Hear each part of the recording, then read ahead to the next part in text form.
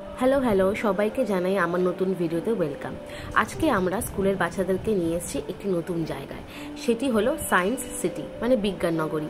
নাম দেখে তো বুঝতে পারছেন যে এটি কলকাতার বুকে অবস্থিত একটি বিশাল বড় জায়গা, সুন্দর জায়গা, এবং বিজ্ঞান বিষয়ক যা আছে এখানে তা শেখানো, পড়ানো এবং দেখানো হয়। তো এই যে ঘোরা বিষয়কটা মানে শিক্ষামূলক ভ্রমণটা উদ্যোগ নিয়েছিল হলো হোপ ফাউন্ডেশন বলে একটি এনজিও অর্গানাইজেশন, যা আমাদের স্কুলের সাথে প্রত্যক্ষভাবে যুক্ত এবং সুন্দর সুন্দর কাজকর্মে ওরা নানানভাবে আমাদের সহযোগিতা করে থাকে এবং বাচ্চাদেরও নানানভাবে সহযোগিতা করে থাকে।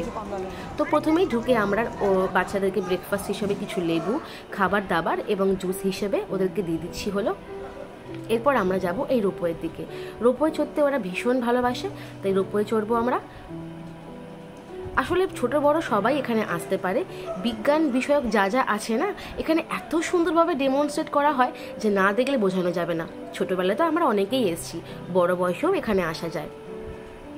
এই দেখুন, খুব সুন্দর জায়গা। বাচ্চারা ভীষণ ভীষণ এনজয় করছে, কারণ রোপওয়ে বলে কথা, ওরা তো এনজয় করবেই বলুন। এরপর ওরা যাচ্ছে হলো স্পেস থিয়েটারে। এইখানে ওরা 3D গ্লাস পরে কিছু হয়তো প্রজেক্ট দেখবে।